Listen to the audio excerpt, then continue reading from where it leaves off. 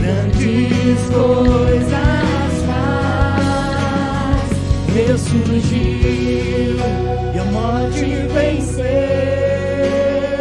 Nosso Deus é poderoso, em seu nome vamos vencer. Nosso Deus é poderoso.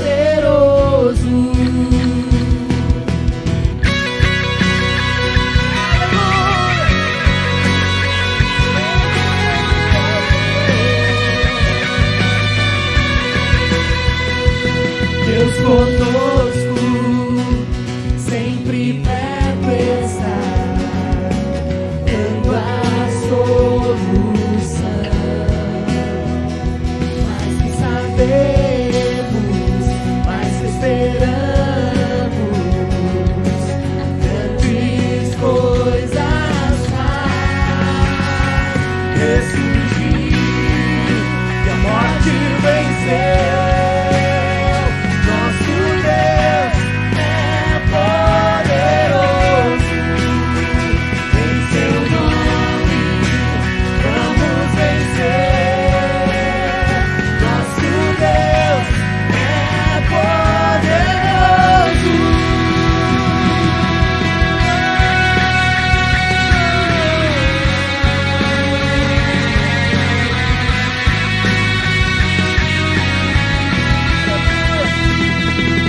Conosco nos conduzirá, jamais nos deixará, jamais nos deixará. Deus por nós quer nos abraçar, Ele nunca falhará, Ele nunca falhará. Ele surgiu, diga, a morte venceu. Diga o que Ele é. Nosso Deus é poderoso. Aleluia. Em seu nome vamos vencer. Nosso Deus é poderoso. Ressurgiu e a morte venceu. Nosso Deus é poderoso.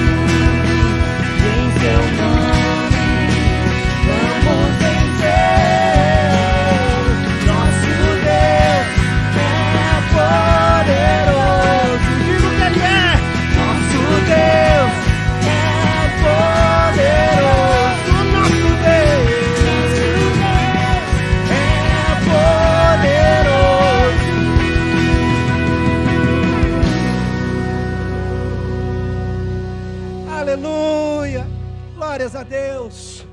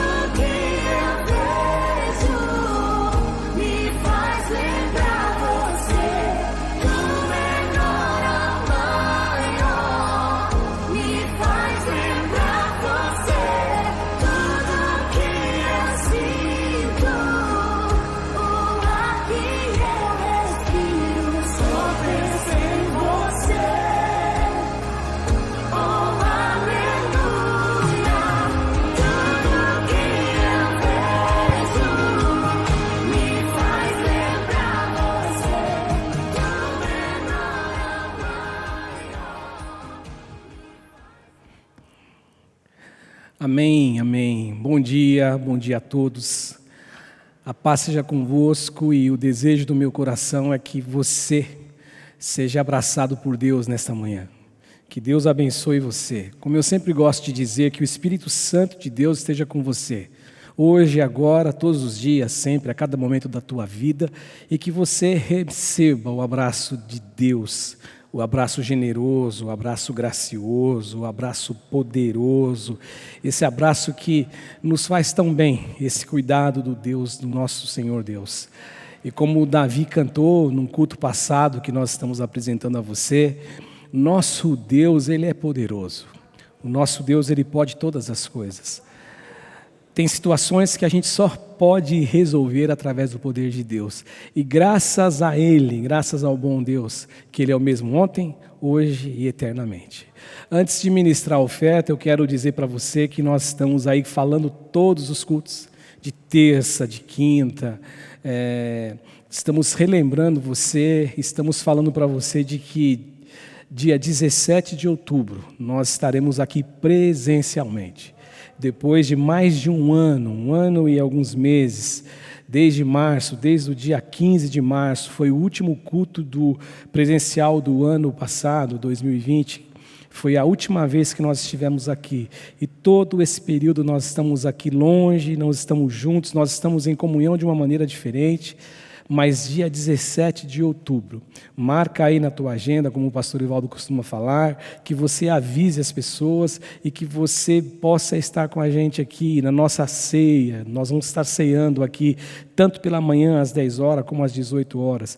É lógico que existe uma limitação, nós não temos nenhuma alteração em relação ao decreto da prefeitura, então nós estamos ainda limitados. Mas já é um começo, já é alguma coisa que com certeza você vai se alegrar de estar com a gente. A única coisa que nós temos a dizer, por enquanto, nós temos muito mais a dizer, como o pastor Ivaldo também tem orientado, a partir de outubro, dia 1º de outubro, primeiro culto de outubro, a gente vai estar informando você, mas você vai ter que se inscrever, você vai ter que entrar lá no aplicativo e vai ter que colocar o teu nome e você vai receber informações de como isso vai acontecer. Mas nós estamos contando aí, em contagem regressiva, mês de outubro, estaremos juntos para a honra e para a glória do nome do Senhor Jesus. O meu coração está alegre e ao mesmo tempo carrega uma ansiedade para poder estar aqui, ver como que vai ser a alegria de estarmos juntos aqui celebrando a Deus com um corpo de irmãos e de irmãs para a glória do nosso Deus. Amém? Eu quero falar um pouquinho aqui hoje sobre oferta e eu destaquei um texto hoje para você. Ele está no livro de Eclesiastes, no capítulo 5, no verso 10. E o escritor de Eclesiastes, que dizem ser Salomão, ele traz uma informação muito importante e ao mesmo tempo muito séria para a gente. E o texto de Eclesiastes, Salomão fala assim, que quem ama o dinheiro, olha o que Salomão diz, gente, quem ama o dinheiro jamais terá o suficiente. Quem ama o dinheiro jamais terá o suficiente. E quem ama as riquezas jamais ficará satisfeito com os seus rendimentos. E aí ele termina esse verso dizendo: isso também não faz sentido. Quando eu estava pensando o que eu poderia falar com você nesse tempo aqui, que é um tempo curto, que não é um tempo tão extenso, mas que a gente acaba investindo tempo aqui para ensinar você a respeito dessa coisa tão importante de ofertar e dizimar. Quando eu olhei para esse texto aqui, eu fico pensando que esse texto é um texto extremamente agressivo. Ele é um texto absolutamente agressivo para aqueles que fazem do dinheiro o seu Deus. Aquilo que Jesus disse lá em Mateus, eu falei isso há 15 dias atrás aqui, quando Jesus ele coloca de um lado o Mamon, do outro lado ele coloca o Deus eterno, Criador de todos os céus e terra. E quando eu olho para esse texto de Eclesiastes, eu digo que ele é um texto duro, por quê? Porque se o dinheiro,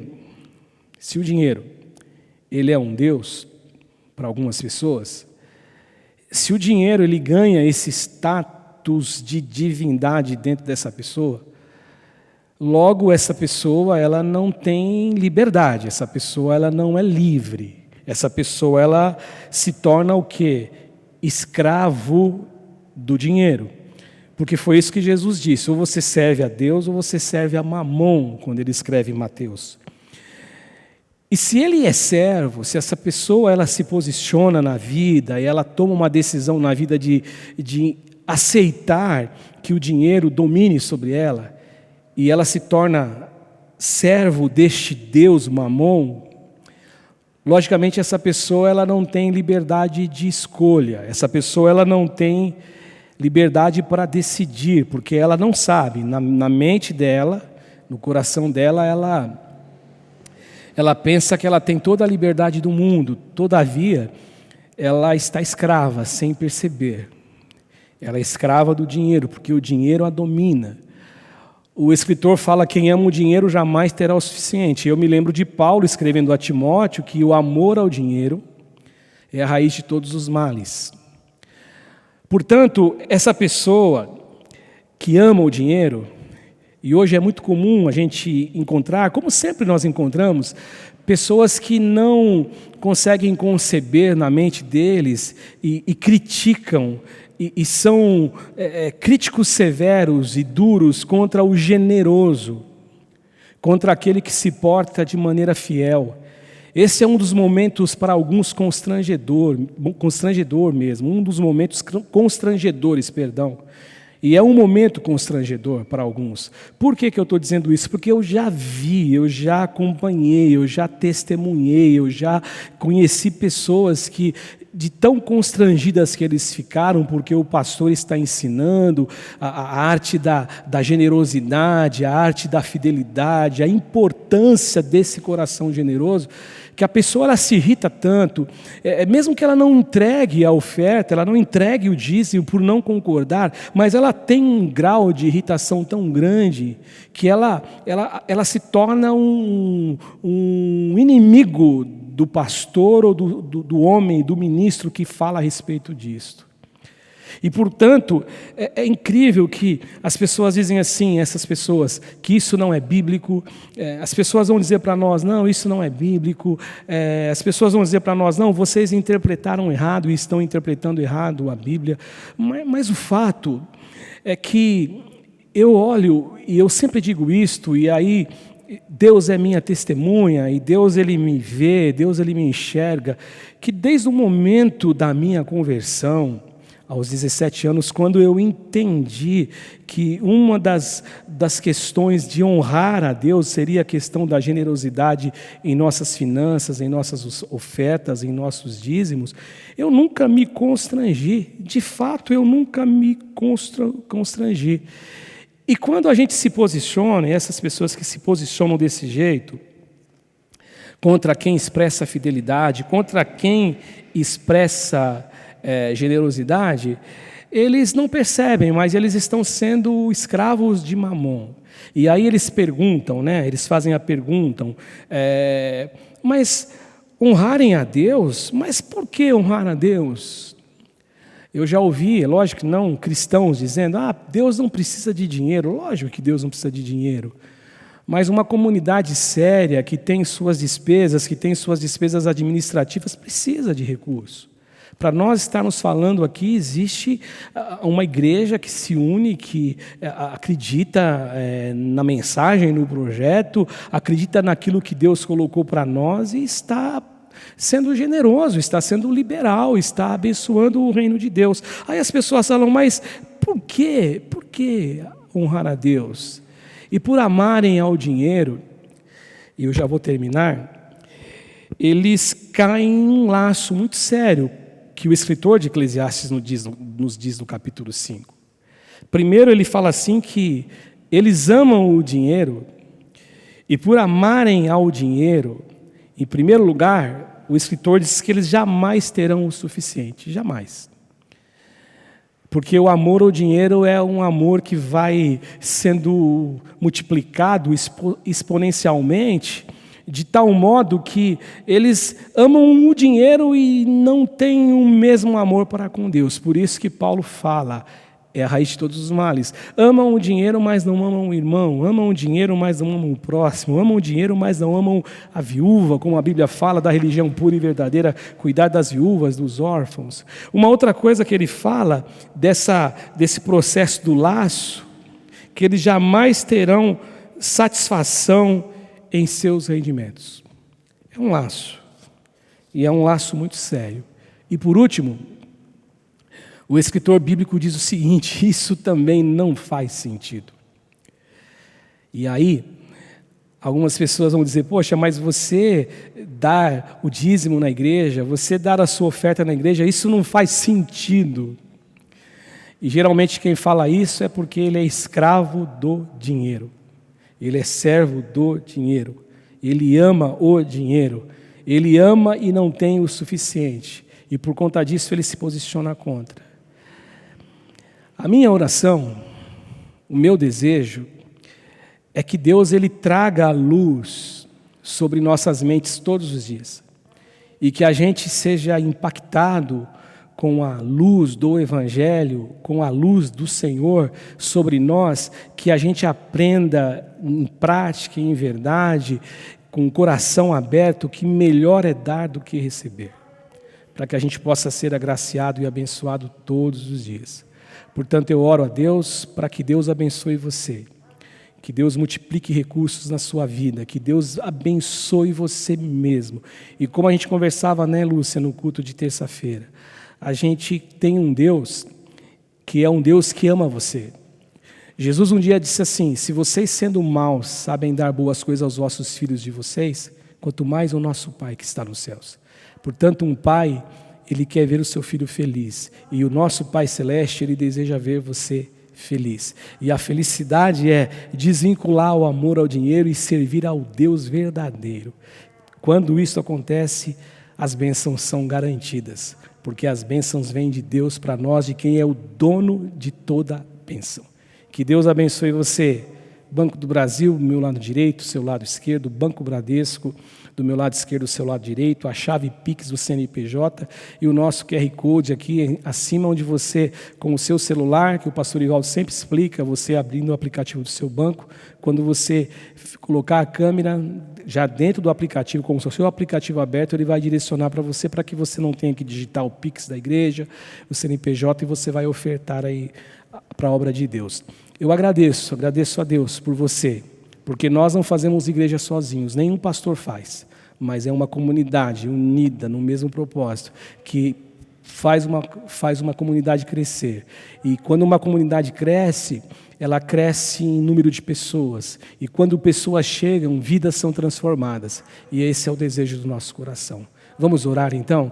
Senhor Jesus, eu quero te agradecer, Senhor Jesus, porque se nós estamos sendo generosos, se nós temos sido fiéis, isso só tem acontecido por uma causa e por uma razão. Porque o Senhor tem nos dado o dinheiro, o salário, o recurso, porque tudo, absolutamente tudo que temos, não é produção nossa, nada vem das nossas mãos e surge de nós.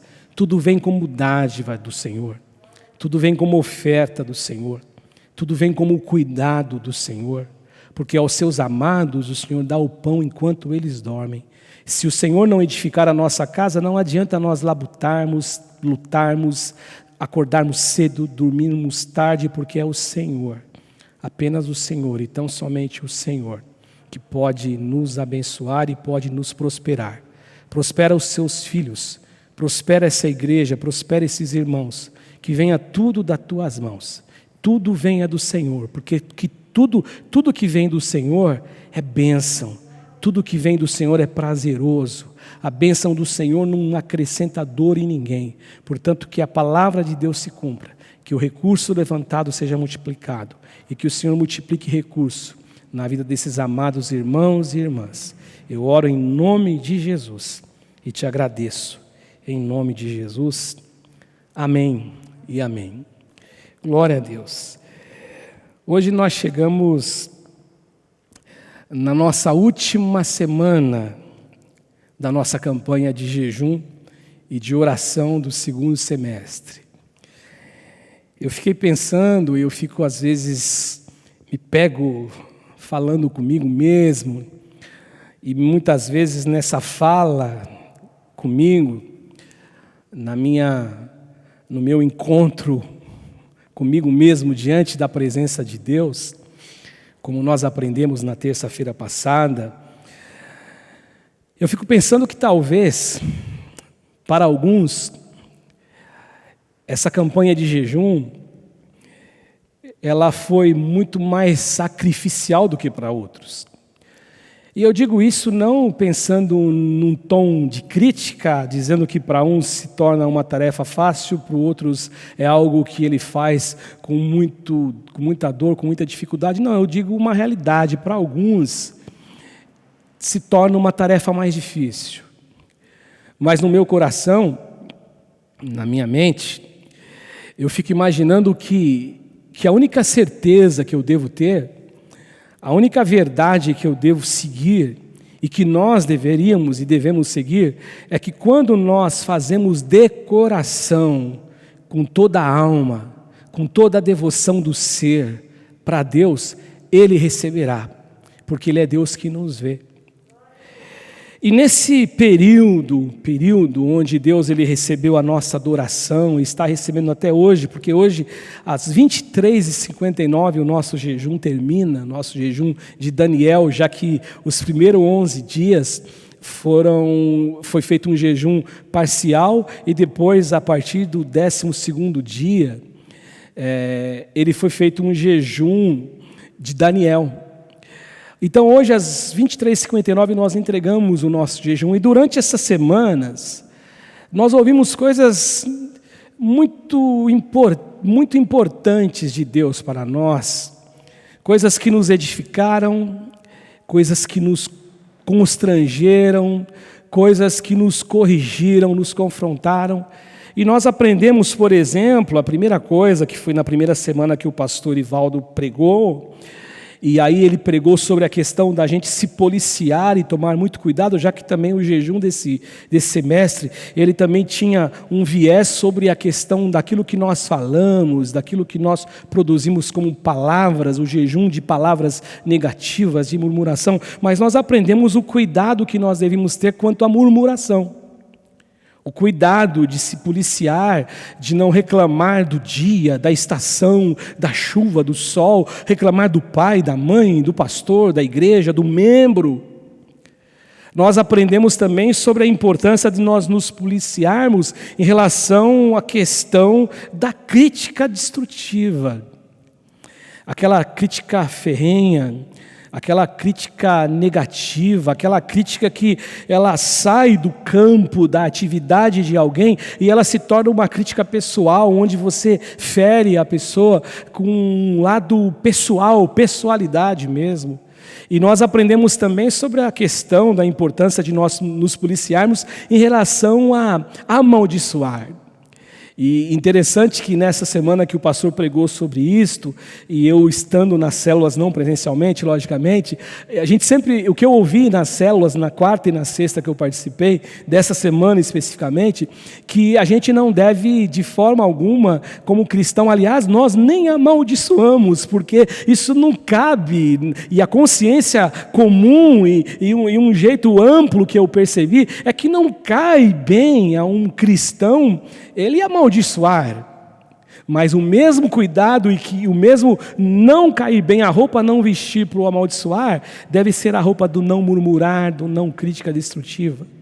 Nós também aprendemos nessa nossa viagem, nessas semanas, nós aprendemos sobre a questão da importância de termos a nossa boca e produzirmos palavras saudáveis, palavras que são palavras que vão curar, que vão ser uma canção doce aos ouvidos de quem ouve, e que serão como, favos de mel na boca de quem produz e fala. E nós aprendemos isso porque elas são fontes geradoras dos frutos da nossa existência.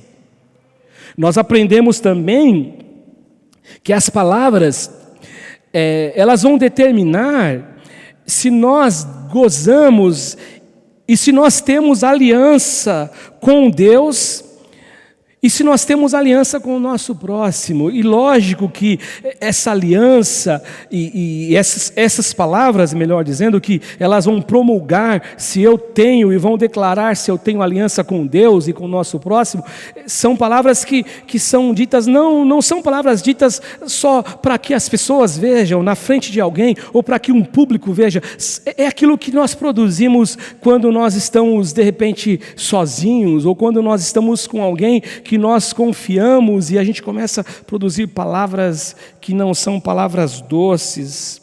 Então essas palavras elas vão determinar se nós temos aliança com Deus e com o nosso próximo. Nós aprendemos também que as palavras vão determinar qual o juízo nós teremos. Elas vão nos absolver e elas vão nos condenar, ou uma coisa ou outra. Absolver ou condenar, quando nós estivermos diante do juízo de Deus. E na última semana, quando o pastor Ivaldo pregou, o pastor Ivaldo falou para nós sobre a importância de nós observarmos que eu e você, nós devemos tomar cuidado para não sermos geradores de frutos da incredulidade. Ou seja, a minha fala, eu acho que ela não tem nenhuma importância, e na verdade na semana retrasada, quando Jesus falando aos escribas e fariseus, Jesus falou, tudo que vocês produzirem com palavras, isso vai ter um eco no futuro, mas às vezes nós nos esquecemos disso. Então o pastor Ivaldo pregou a respeito de nós tomarmos cuidado com aquilo que nós produzimos como palavras, se isso que nós estamos produzindo, no ouvido, no coração e na alma de quem está ouvindo aquilo que nós produzimos, isso não vai ser uma fonte geradora de incredulidade na vida da pessoa. E o pastor Ivaldo também falou que o contrário disto. Ao invés de nós sermos produtores de palavras que vão gerar dentro de uma alma humana incredulidade por conta do produto que nós estamos vendendo e do fruto que nós estamos apresentando, nós devemos tomar cuidado e, pelo contrário, em relação a isso, nós devemos agora sim, não tomar cuidado, mas sermos mensageiros de boas novas. Palavras abençoadoras, palavras que edificam. Enfim, gente, todas essas semanas, cada uma das ministrações, nós aprendemos, nós ouvimos aquilo que Deus falou para nós, sobre a arte de usar as palavras. Sobre a arte do bom uso das palavras e sobre a arte do cuidado do coração, com o coração e o cuidado com a nossa alma e o nosso ser. E hoje, a minha missão aqui é finalizar tudo isso que nós iniciamos lá na primeira semana, junto com o pastor Ivaldo. A minha missão aqui é continuar e finalizar, e hoje eu quero falar sobre a importância de nós construirmos a nossa vida tendo como base a palavra de Deus. Eu quero falar aqui hoje sobre também a importância de nós olharmos para o nosso futuro e pisarmos o nosso futuro no terreno da fé, baseado também na palavra de Deus. E também falar sobre a importância de ter gratidão em nosso coração em todos os momentos da nossa vida. E aí eu fiquei pensando para falar sobre isso, que texto que eu podia ler, que história que eu podia trazer a você hoje que está me vendo aqui. E aí eu me lembrei de um texto no livro de Gênesis, no capítulo de número 22 de Gênesis, o que a Bíblia conta uma história, que é uma história que você conhece essa história, com certeza você já leu a Bíblia nessa história, até porque é o começo dela. No capítulo 22, Deus prova a Abraão, e diz assim o verso 1, eu vou ler do verso 1 até o verso 8. Depois destas coisas, pôs Deus Abraão à prova e lhe disse: Abraão, este lhe respondeu: eis-me aqui. E acrescentou Deus: toma teu filho, teu único filho, Isaque, a quem amas, e vai-te à terra de Moriá. Oferece-o ali em holocausto, sobre um dos montes que eu te mostrarei. Verso 3: levantou-se, pois, Abraão de madrugada, E tendo preparado o seu jumento, tomou consigo 2 dos seus servos e a Isaque, seu filho, rachou lenha para o holocausto e foi para o lugar que Deus lhe havia indicado. Ao terceiro dia, uma caminhada de 3 dias, ao terceiro dia, erguendo Abraão os olhos, ele viu o lugar de longe.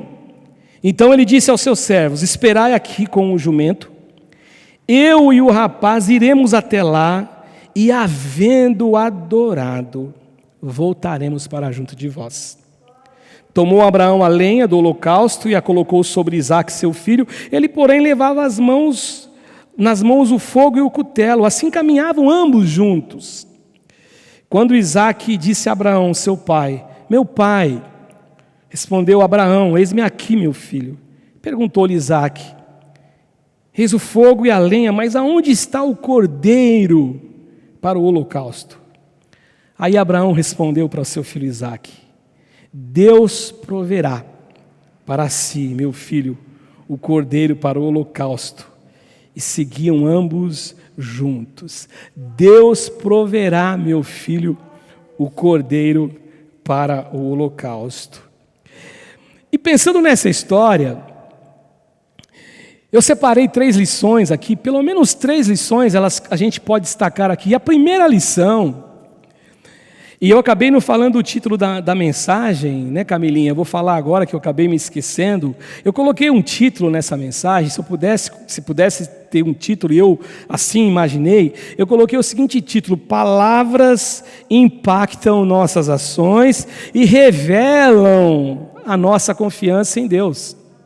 As palavras que nós produzimos, elas revelam a nossa confiança em Deus e elas impactam de forma direta naquilo que nós somos, em nossas ações. Então a primeira lição que eu vejo aqui sobre essa questão da arte de cuidar das palavras, a arte de que as palavras elas sirvam de um instrumento que me guarde e me faça produzir frutos, que são as minhas ações, frutos de bênção. A primeira lição que eu vejo aqui nessa história de Abraão é que às vezes, nessa arte de nós temos de nos posicionarmos na vida como homens de Deus e saindo e colocando para fora palavras de bênçãos, mesmo diante de Deus e a vida. E quando eu olho na minha relação com Deus, às vezes Deus pede coisas difíceis para mim e para você.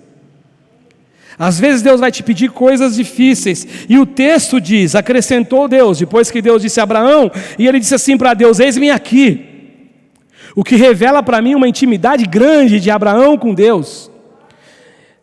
Abraão, eis-me aqui, e ele acrescentou: toma o teu filho, o teu único filho Isaque, a quem amas, no verso 2, e vai-te à terra de Moriá, e oferece-o ali, em holocausto, sobre um dos montes que eu te mostrarei. Eu não sei você, mas eu fico pensando, qual foi o sentimento de Abraão ao ouvir esse pedido de Deus? A Bíblia não nos mostra, e a Bíblia não fala, eu acredito que a Bíblia não nos mostra e nem nos fala porque não aconteceu. Ele não questiona Deus. As jornadas são uma jornada de 3 dias. O texto sagrado fala que eles caminham juntos durante 3 dias. 3 dias caminhando com aquela coisa na alma, no ser, e com aquele pedido de Deus gritando dentro de você, dizendo o seguinte, no caso Abraão: Abraão, pega o teu filho, o teu único filho, e vá ao monte que eu vou te mostrar, e você vai sacrificá-lo como holocausto a mim.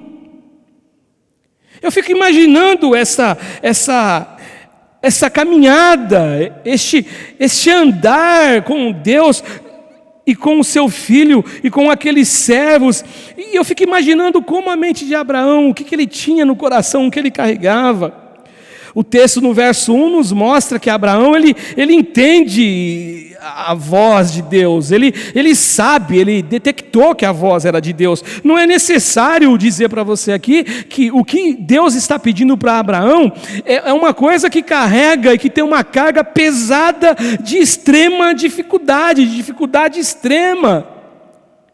Porque aí Abraão podia pensar: como sacrificar o meu filho? Não tem lógica este pedido. Será que eu não estou conseguindo discernir o pedido de Deus? Será que esse pedido é de Deus de fato? Mas eu conheço Deus, eu ouço a voz de Deus, Deus fala comigo e Ele me chamou e a voz é dEle, mas será que eu não estou discernindo isso?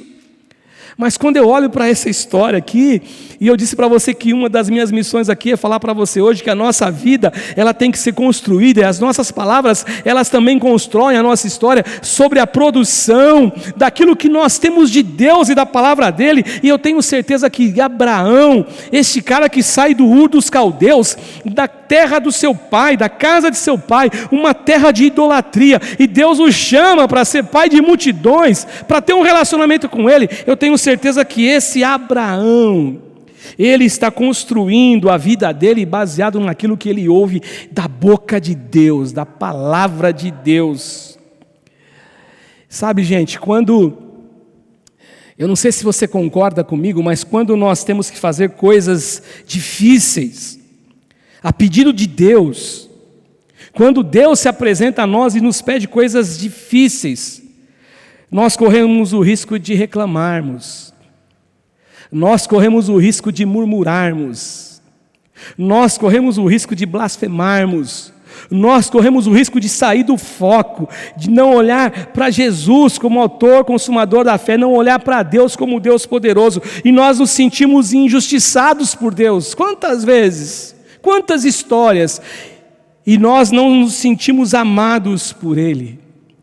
Mas o que eu acho lindo nessa história é que Abraão, ele pisa no terreno da sua existência, caminhando por meio da fé, naquilo que ele ouve de Deus, naquilo que ele conhece de Deus e naquilo que ele tem no coração como confiança em Deus.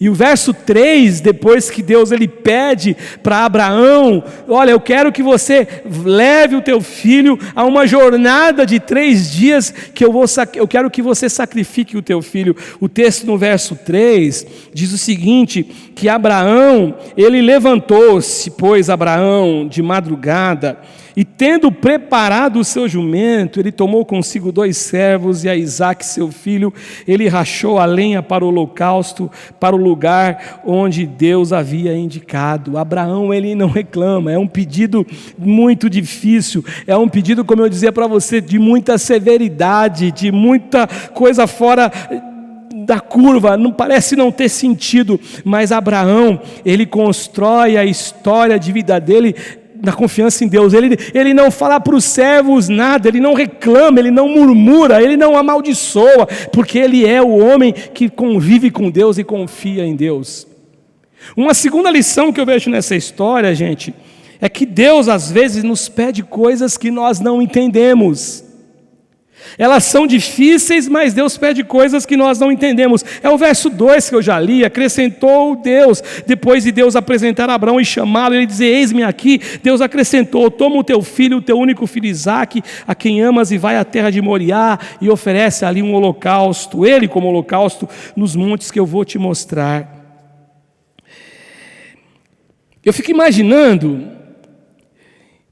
que um sentimento que Abraão pudesse demonstrar, ou ter dentro dele, que era altamente justificável, seria o seguinte, algum pensamento que viesse povoar a mente de Abraão. Ele poderia pensar, poxa, Deus me promete um filho, na minha velhice. Sara, inclusive, ela riu quando ela ouviu Deus dizendo por meio do anjo que ela seria mãe, que eu seria pai, por conta da nossa idade, e Deus ele faz um tremendo milagre, e agora Deus ele pede o meu filho como um sacrifício, como administrar um pedido deste, difícil e ao mesmo tempo um pedido sem nenhuma compreensão. E aí nós ficamos pensando, quantos de nós, quantos homens de Deus, mulheres de Deus, que viveram, que conviveram com histórias de pedidos de Deus, quando faltou luz para compreensão, quando não teve luz, não teve voz de compreensão. E eu confesso para você que lendo a Bíblia Sagrada e conhecendo um pouco da história da Bíblia Sagrada, dos textos sagrados, dos livros sagrados, e conhecendo um pouquinho do que Deus ensina, eu vejo que não fazia nenhum sentido o que Deus estava pedindo para Abraão. Não fazia nenhum sentido, em primeiro lugar, porque Deus estava tirando de Abraão e de Sara aquilo que ele tinha dado a eles como um presente. Deus está tirando deles, ou pelo menos está pretendendo tirar Isaque, porque quando Abraão, ele disse o seguinte: olha, eu tenho um servo em casa, e o meu servo que vai herdar toda a minha herança, toda a minha história de vida, meu servo Eliezer. Ele falou: não, você vai ter alguém que você vai ter como teu filho. Quando ele tem o seu filho com Agar, não é ele também. Agora Deus disse para ele: não é Ismael que vai ser o seu herdeiro, não, você vai produzir com a sua esposa, vocês vão gerar, melhor a palavra, um filho que será o seu descendente. Agora Deus então ele pede este filho, que é um presente, que é uma herança de Deus a Abraão e a Sara, e Deus agora pede para que eles o sacrifiquem.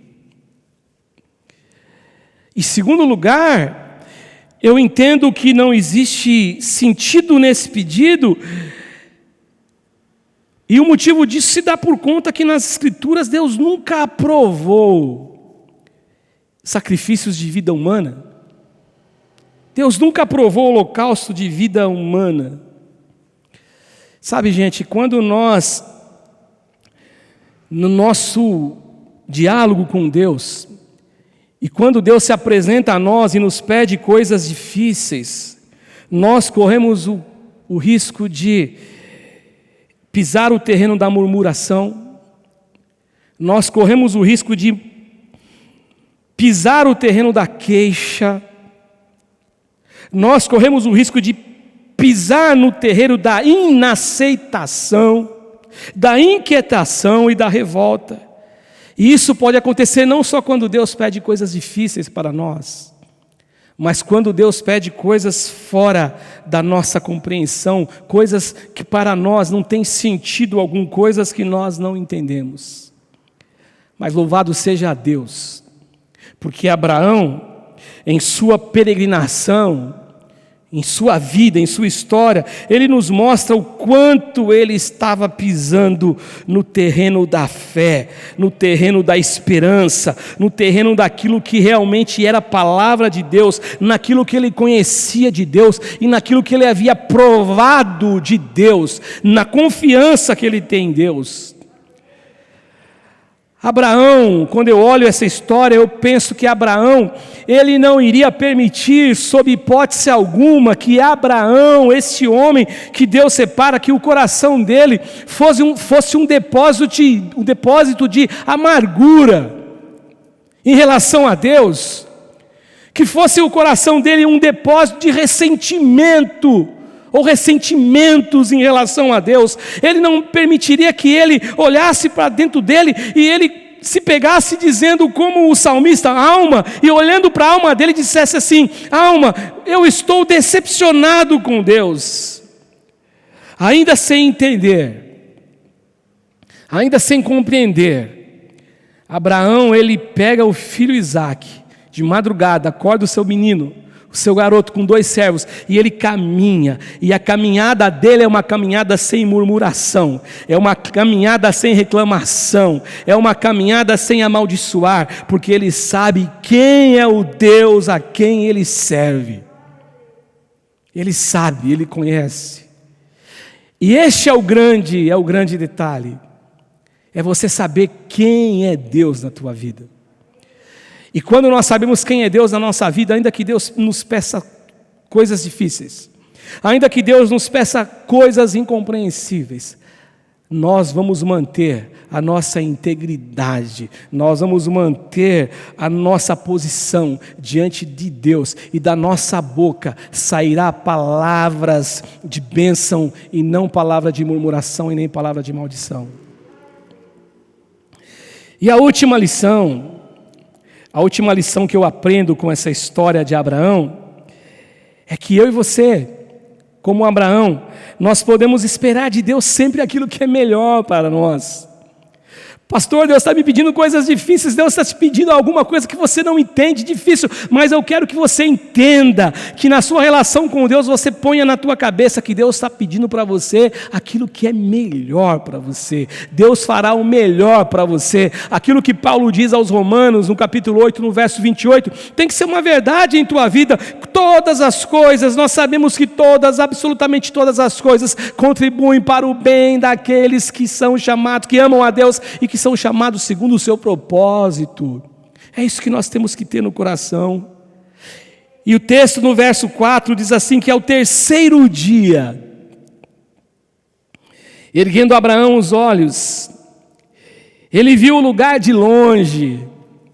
E eu fico pensando que Abraão deve, quando ele viu aquele lugar chegando, o lugar que Deus disse que mostraria, e ele vê o lugar de longe, eu acho que o coração de Abraão ficou tão apertado, tão angustiado, uma dúvida talvez possa ter surgido em Abraão, mesmo que ele realmente usou a palavra dele para pisar no futuro com esperança, mas como um pai, como um ser humano comum, como eu e você, talvez Abraão sentiu aquele friozinho na alma, aquela sensação de que iria acontecer alguma coisa que ele não sabia o que era, difícil de compreender, de entender.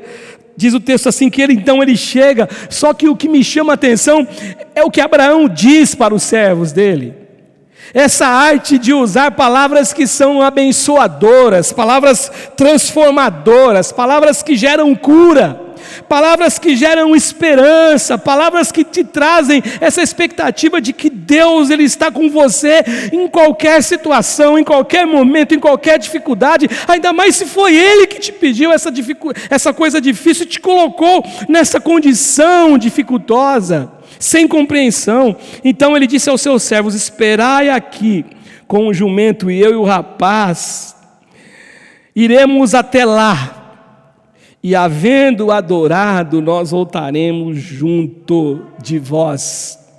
Nós vamos até lá. Agora, como que alguém que vai sacrificar o seu filho a pedido do Deus eterno, ele pode ter essa certeza no coração que ele vai, mas ele volta com o garoto? São palavras que você produz. E aí quando Isaac fala: papai, aqui está o cutelo que você está carregando, aqui está a lenha para o holocausto, mas eu não estou vendo o cordeiro. E aí Abraão novamente ele usa palavras que produzem um futuro de esperança, palavras que não são palavras de murmuração, que não são palavras destrutivas, mas são palavras que produzem esperança, verdade e vitória. E aí ele diz o seguinte: Deus proverá para si, meu filho, o cordeiro para o holocausto. E seguiam ambos juntos. Essa passagem aqui que eu já li, você já leu, e eu disse para você que nós conhecemos tão bem, sempre me chamou a atenção sobre a questão de fé de Abraão, em relação à capacidade que ele sabe que Deus tem em agir em sua vida. Eu não tenho nenhuma dúvida que Abraão, ele estava edificando, e Abraão edificou sua história, sempre baseado na confiança em Deus. Deus pede para ele algo extremamente difícil, sem nenhuma lógica, sem nenhuma capacidade de compreensão da lógica humana, sem nenhuma razão, só que ele não murmura, ele não reclama, ele não se vitimiza. Mas ao invés disso, o que eu vejo é Abraão olhando para o seu futuro e para o futuro de Isaac com esperança e confiança em Deus. Ele diz para os seus servos: esperai aqui com o jumento, porque eu e o rapaz, nós vamos lá em cima no monte, nós vamos adorar a Deus, e depois que nós tivermos adorado a Deus, nós voltaremos para junto de vós. Ele olha para o futuro, gente, que talvez mesmo ainda uma guerra dentro dele, um futuro incerto, mas ele olha para esse futuro com toda a esperança que Deus faria algo. E ele usa as palavras que ele usou na resposta de Isaac para afirmar isso. Respondeu Abraão: Deus proverá para si, meu filho, no verso 8, o cordeiro para o holocausto.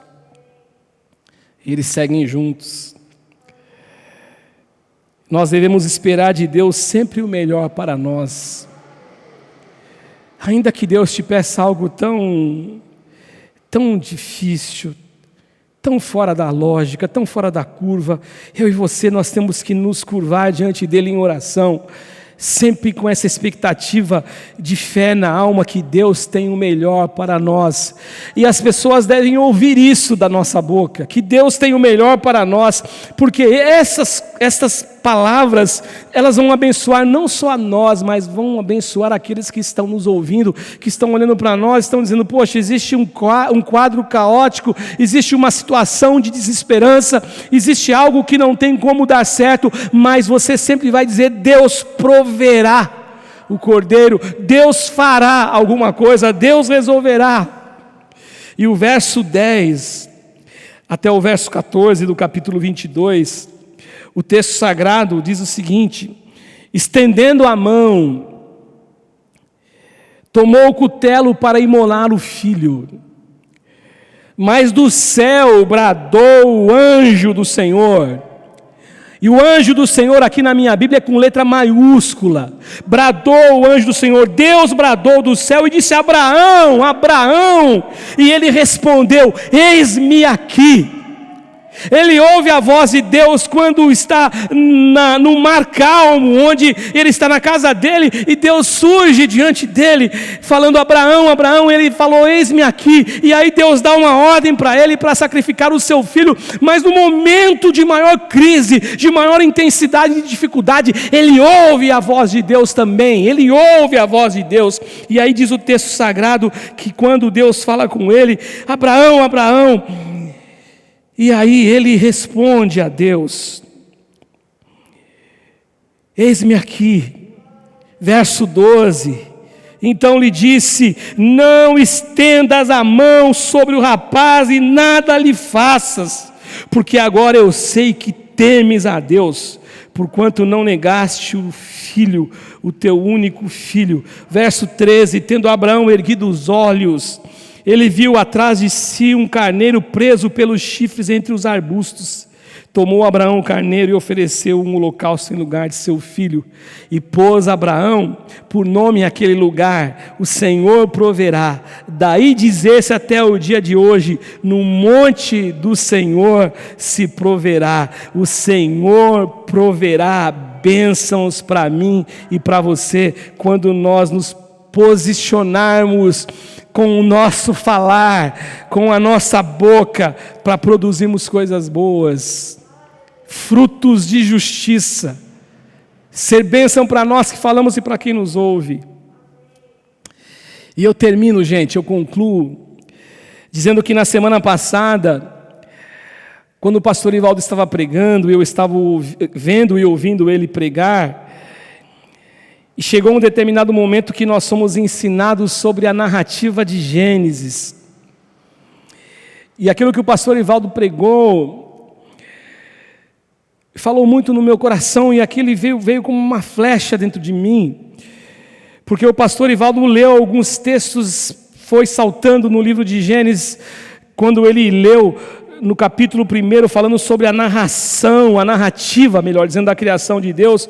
O pastor Ivaldo disse o seguinte: que em primeiro lugar houve da parte de Deus, disse Deus. Primeiro houve um disse Deus. Em segundo lugar, só depois então, e viu Deus. E o que o pastor Ivaldo ensinava para a gente, que esta é uma demonstração, é uma lição clara, que primeiro eu tenho que dizer, eu tenho que profetizar, eu tenho que falar, para depois as coisas acontecerem. Abraão disse: fiquem aqui vocês com o jumento, que eu e o menino e o rapaz, nós iremos adorar ao Senhor, e quando nós tivermos adorado, nós retornaremos. E disse Abraão, e quando ele disse Abraão, aí viu Abraão o milagre e o poder e a ação de Deus na vida dele. Que por meio da sabedoria de Deus, eu e você, a gente possa usar a nossa boca para expressar fé, para expressar confiança em Deus, porque esse Deus cuida da gente a cada minuto, a cada momento da nossa história. E que isso seja uma marca, gente, uma marca em nossa vida. Seja a situação que a gente estiver enfrentando, seja qualquer situação, seja uma situação difícil, seja uma situação de incompreensão, seja um pedido de Deus com um caráter de dificuldade extrema, seja um pedido de Deus sobre um caráter e sobre um viés que nós não entendemos, não sabemos, não tem lógica, não faz sentido, mas mesmo assim nós devemos confiar em Deus. Que aquela palavra do profeta Isaías, no capítulo 55, no verso 11, seja uma palavra que a gente possa dizer, como o Deus de Israel disse: assim será a palavra que sair da minha boca, ela não voltará para mim vazia, antes fará o que me apraz, e prosperará naquilo para que a enviei. E nessa tradução diz assim: prosperará naquilo para que eu designei. Que a nossa palavra seja uma palavra para abençoar, seja uma palavra para profetizar bênção mesmo, dizer bênção sobre nós, sobre os nossos filhos, sobre os nossos amigos, sobre os nossos negócios, sobre o nosso relacionamento com Deus, sobre as verdades que Deus tem para nós, que assim nós usemos a nossa palavra. E por último, falando ainda de Abraão, para encerrar esse momento, no capítulo 11 de Hebreus, no verso 17 e 19, o escritor de Hebreus, ele ousa dizer, ele ousa afirmar que nessa história dos nossos heróis da fé, já que Hebreus 11 traz para a gente a galeria dos heróis da fé, do verso 17 ele revela para nós e ele ousa afirmar algo a respeito de Abraão, com base naquilo que nós vemos em Abraão e que com certeza esse escritor viu em Abraão. O verso 17 fala assim: pela fé, Abraão, quando posto à prova, ofereceu Isaque, e estava mesmo para sacrificar o seu unigênito, porque aquele que acolheu alegremente as promessas, ou seja, estava para sacrificar o seu unigênito, aquele que acolheu alegremente as promessas, a quem se tinha dito: em Isaque será chamada a sua descendência, porque ele, Abraão, considerou que Deus era poderoso até para ressuscitá-lo dentre os mortos, de onde também figuradamente o recobrou, o agir de Deus. Abraão sabia, segundo o escritor de Hebreus, que ainda que ele sacrificasse o seu filho, o Deus que ele conhecia, o Deus que pediu algo difícil, o Deus que pediu algo incompreensível, era o Deus poderoso, que tinha poder para fazer Isaque ressuscitar do reino dos mortos, do mundo dos mortos, e trazer ele de volta à vida. Que isso seja uma verdade em cada palavra, em cada gesto, em cada ação, em cada atitude, em cada produção aqui dentro do nosso coração e da nossa alma. Que a gente possa, em nome de Jesus, em nome do Senhor Jesus, como eu coloquei aqui como título da mensagem de hoje, usar palavras que vão impactar e que vão revelar não a nossa desconfiança, não o nosso descrédito, mas a nossa confiança e o nosso crédito naquele que é o Senhor, que é digno de toda honra, de todo louvor, de toda honra e glória. Honra, louvor, glória. Ele é digno, digno, digno e sempre será digno, em nome de Jesus. Eu vou deixar você um pouquinho aí, um minutinho, e eu já volto com você, tá bom? Não saia daí, espera um pouquinho em nome de Jesus para a gente fazer a oração. A última oração, a confissão da palavra, e orarmos para encerrar e entregar o nosso jejum, não agora, lá à noite, mas juntos agora em oração, juntos, agradecendo a Deus por essas semanas, em nome de Jesus. Chega um tempo em que as palavras somem e em silêncio eu oro. Lugar onde ninguém me vê, mas teus olhos ainda me enxergam. Eu choro. Quem tenho eu além de ti? Espírito Santo, diz em meu lugar aquelas palavras que eu não sei falar. Enquanto oro, enquanto choro, encontra nas lágrimas do meu olhar aquilo que eu não consigo expressar. Enquanto oro, enquanto choro,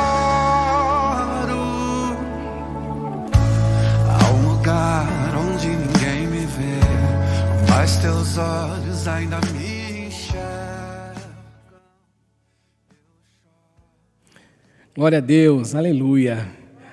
Como o pastor Ivaldo tem falado, agora o nosso cenário está completo. Vitória, vitória sobre a tua vida, vitória sobre nós, vitória sobre tudo aquilo que nos afasta de Deus, vitória sobre tudo aquilo que nos machuca, vitória sobre a tentação, sobre aquilo que nós produzimos, que vai produzir lá na frente julgamento, juízo, vitória sobre tudo isso, que da nossa boca, que do nosso ser, a gente possa produzir palavras de vitória na nossa vida e na vida de todos que nos ouvem. Eu quero agradecer a Deus você que esteve com a gente, você que não pôde jejuar por conta de uma restrição médica, mas você que esteve ao nosso lado durante todo esse tempo, você que esteve conosco na oração quando você acordou, na oração quando você foi dormir, às 3 horas da manhã, orando, buscando. A gente continua sempre em oração, mas hoje, às 23h59, nós vamos entregar o nosso jejum, e a partir da meia-noite, já da segunda-feira, você já está livre do jejum de Daniel. Você já pode comer aquela sua comidinha diferente. Tem gente que estava contando aí na contagem regressiva, mas o jejum nos melhora, a oração nos melhora, e que Deus possa abençoar você. Obrigado de coração, receba o nosso abraço. Você que é serva de Deus, você que luta a nossa luta, sonha o nosso sonho e que quer conquistar a nossa vitória e receber o prêmio em Jesus, o prêmio no Senhor. E eu oro agora nesse instante, é o 21º dia, e o texto hoje, para o nosso momento de confissão da palavra, está no livro de Provérbios, no capítulo 18, no verso 10, e o escritor de Provérbios, ele faz uma afirmação maravilhosa, magnífica: torre forte é o nome do Senhor. O nome do nosso Deus é uma torre forte, é um poder, é um refúgio forte, são muros que ninguém consegue passar, é intransponível o nome do Senhor. E ele diz assim: torre forte é o nome do Senhor, a qual o justo se acolhe e estará seguro. Nós estamos seguros através desse poder, pelo nome do nosso Deus, o nome do Deus Todo-Poderoso.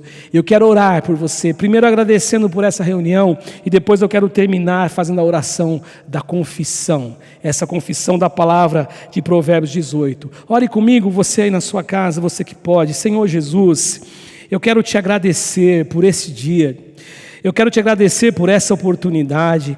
Eu quero te agradecer por todas essas semanas, por essas semanas que nós estivemos juntos em oração, em jejum, e a nossa oração e o nosso jejum é em prol de vidas, em prol de pessoas que ainda não conhecem, pessoas que estão vivendo sobre um jugo de escravidão, de sofrimento, de dor, de angústia, e nós sabemos que aquele que se encontra com a verdade, aquele que encontra com o Senhor Jesus tem a sua vida transformada, a sua história modificada, que nós possamos ser esses instrumentos do Senhor, os embaixadores de Cristo nessa terra, como diz Paulo ao escrever aos Coríntios, que nós somos embaixadores de Cristo. O Senhor nos deu um ministério da reconciliação, e que essas pessoas que nós temos orado, essas pessoas que nós temos apresentado diante da Tua presença, Espírito Santo de Deus, eu te peço que o Senhor venha incomodá-los, que eles sintam, Senhor, vontade de estar na Tua presença, que eles sintam o desejo de ouvir essa palavra que transforma, essa palavra purificadora. Senhor, eu quero te pedir em nome de Jesus,